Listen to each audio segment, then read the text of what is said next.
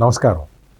ఆంధ్రప్రదేశ్ రాష్ట్రంలో రాజకీయ పరిస్థితులు వేగంగా మారుతున్నాయి. తెలుగుదేశం, జనసేన ఇప్పటికే ఒక అంచనాకి వచ్చేసి ఇద్దరు కలిసి పోటీ చేస్తున్న వాతావరణం కనపడుతున్నది. మరోవైపు భారతీయ జనతా పార్టీ కూడా తెలుగుదేశం, జనసేనతో కలిసి వెళ్ళటానికి పరిస్థితులు సిద్ధమవుతున్నాయి. ఈ విధమైన నేపథ్యంలో వైఎస్ఆర్ కాంగ్రెస్ పార్టీ మాత్రం సింగిల్గానే వెళ్ళటానికి రెడీ అయిపోయింది. ఇప్పటికే చాలామంది క్యాండిడేట్లని పరోక్షంగా చెప్తూ ఉన్నది. అంటే సమన్వయకర్తలు అని చెప్పి తీసుకొస్తున్నది.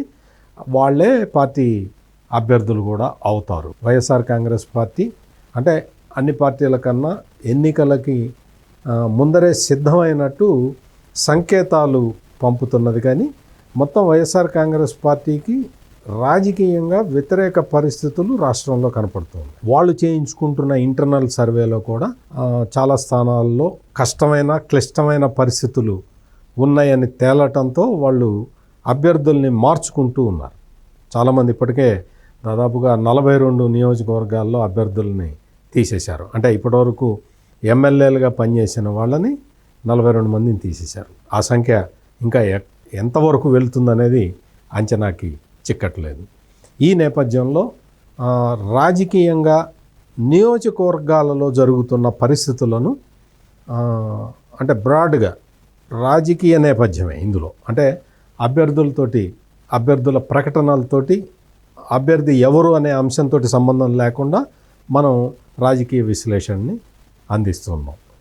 ఈ క్రమంలో ఈరోజు మనం ఉండి ఈ నియోజకవర్గం గురించి మనం మాట్లాడుకుందాం. ఉండి నియోజకవర్గం తెలుగుదేశం పార్టీకి పెట్టని కోట లాంటిది. మొత్తం అక్కడ వైసీపీ గాలి మొత్తం రాష్ట్రం మొత్తం వీచినా కానీ ఉండి నియోజకవర్గంలో తెలుగుదేశం కంచుకోటని కదిలించలేకపోయింది. ఈ విధమైన పరిస్థితి ఉండి నియోజకవర్గంలో ఉన్నది. తెలుగుదేశం అంత స్ట్రాంగ్గా ఉన్న ఈ నియోజకవర్గంలో వైసీపీ కాలు పెట్టడానికి కూడా అవకాశం దొరకలేదు. ఇప్పటివరకు అవకాశం దొరకలేదు, ఇక ముందు దొరికే అవకాశం కూడా లేదు. మొత్తం ఈ ఉండి నియోజకవర్గంలో మొత్తం అంటే రాష్ట్ర వ్యాప్తంగా కూడా జగన్మోహన్ రెడ్డి ప్రభుత్వానికి వ్యతిరేక గాలి వీస్తున్నది. వ్యతిరేకత స్పష్టంగా కనపడుతూ ఉన్నది. ఈ నేపథ్యంలో ఉండి నియోజకవర్గంలో మరింత ప్రస్ఫుటంగా ఆ వ్యతిరేకత కనపడుతుంది. ఇక్కడ ఊరూరా తెలుగుదేశం జెండా రెపరెపలాడుతూనే ఉంటుంది.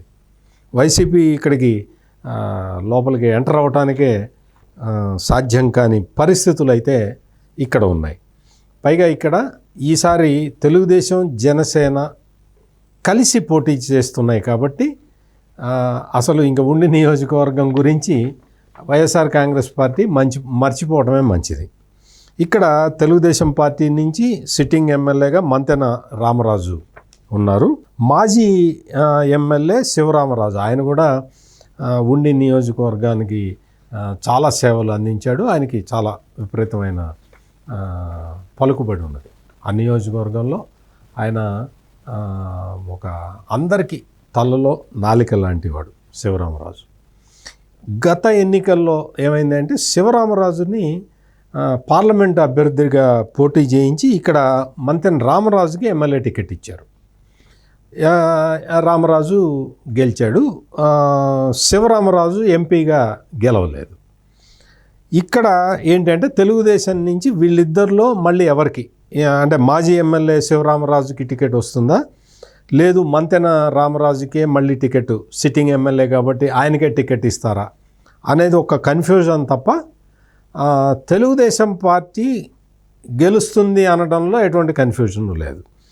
ఇక్కడ జనసేన నాయకులు కూడా చాలా స్ట్రాంగ్గానే ఉన్నారు.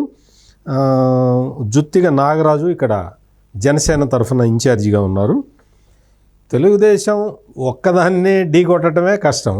తెలుగుదేశం, జనసేన కలిసి ఉండగా వైఎస్ఆర్ కాంగ్రెస్ పార్టీ ఈ ఉండి నియోజకవర్గంలో అడుగుపెట్టడం కూడా కష్టం. ఇప్పుడు భారతీయ జనతా పార్టీ కూడా కలిస్తే అంటే అన్ని ఈక్వేషన్లు సెట్ అయ్యి భారతీయ జనతా పార్టీ కూడా తెలుగుదేశం, జనసేన కూటమిలో కలిసి పోటీ చేస్తే ఈ నియోజకవర్గం గురించి వైఎస్ఆర్ కాంగ్రెస్ పార్టీ మర్చిపోవడమే. మామూలుగానే మర్చిపోయే పరిస్థితి ఉన్న ఈ రాజకీయ పరిణామాల నేపథ్యంలో వైసీపీ ఈ ఉండి నియోజకవర్గాన్ని మర్చిపోవడం మంచిది. అక్కడ పోటీ పెట్టడం కూడా అనవసరం. తెలుగుదేశం పార్టీ క్లియర్ కట్గా గెలవటానికి ఇక్కడ అవకాశాలు కనపడుతూ ఉన్నాయి. మరొక నియోజకవర్గాన్ని రాజకీయ విశ్లేషణతో మీకు అందించడానికి మళ్ళీ కలుద్దాం. నమస్కారం.